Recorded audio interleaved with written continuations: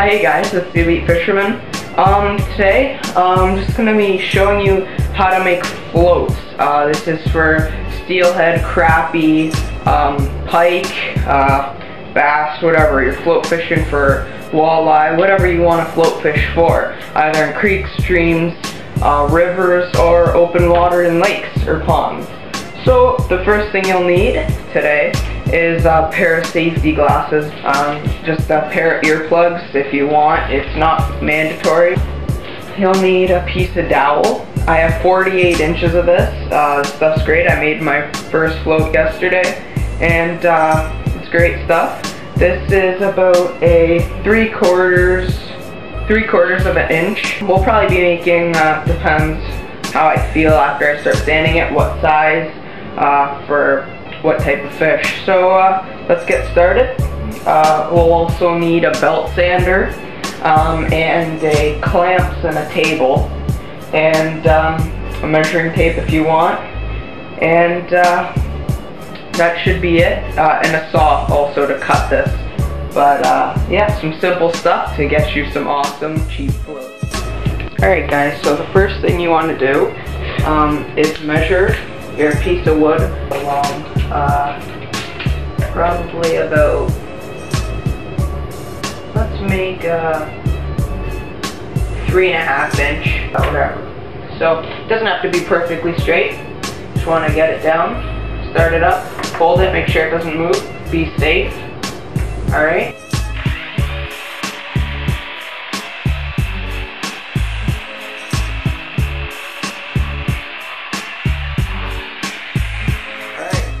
Cut right there.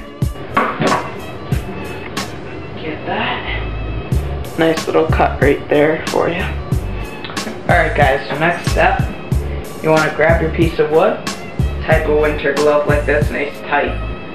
Just so you don't touch the sander, and if you do, it's not going to affect you.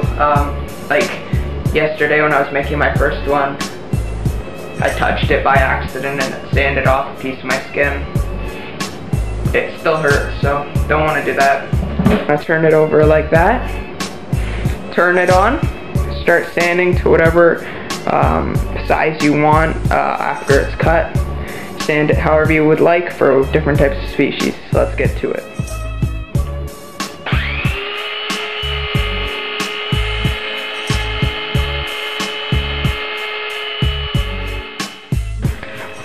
Alright guys, so pretty simple steps on how to sand the bottom part. All you do is just make it like that. You just sand it to your preferable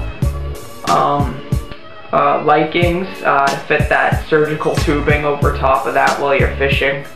So far it just looks like that.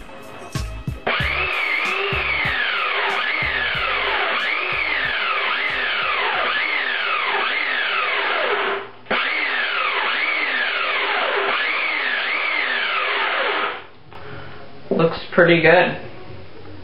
Make it nice and circular. And then what we'll do is just work on this part right here.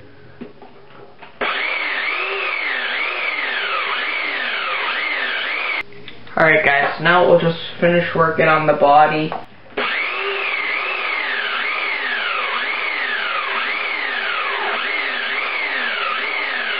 Alright guys, so here's some of it so far. The top part, it's turning out pretty good. You just basically do the same as the bottom except making it a bit shorter. Alright guys, that's looking pretty good right there. That's going to be a nice pike float. Probably ice fishing for it. We'll just work on the body a little bit more to make it a bit more aerodynamic for later takes. All you have to worry about is just making the bottom and the top perfect enough to fit a surgical tubing over top. These days they make all different sizes, colors, whatever you would like. Doesn't really matter on the color, but it's great stuff. Let's start working on the body. The reason why you might have seen I was holding this little clamp earlier, so I could just grab that and work on the body, so it's a bit easier, more grip. Simple little clips. Wait. perfect stuff right there. It's actually turning out really well. Alright guys, so here's my float. It's actually a pretty good one right here. Not too bad. I'll probably just sand that down a little bit. Okay, perfect. It's looking really good. And now, all that's left is coloring. At the top, you could either dip it in paint or just color it red, yellow, orange, any bright, good color that you want to use. It's perfect. Just color it up to there. Alright guys, so just upstairs right now. Just gonna get ready to color this nice float up right here. Make sure everything's well. Make sure this surgical tubing fits. Just grab a perfect size surgical tubing. Fit it over. Slide it on. Fits nice. Could either get different sizes. Alright, that fits good. Make sure it fits on the bottom. Fits perfect. Now, color the top. Just like that. Alright guys, perfect stuff. It's actually perfect to my liking of how to color it. Now, all you're going to want to do is grab your black Sharpie marker or permanent marker. And just all you gotta do is make a ring around the top. Like right where the red ends. Alright guys, see how that looks awesome.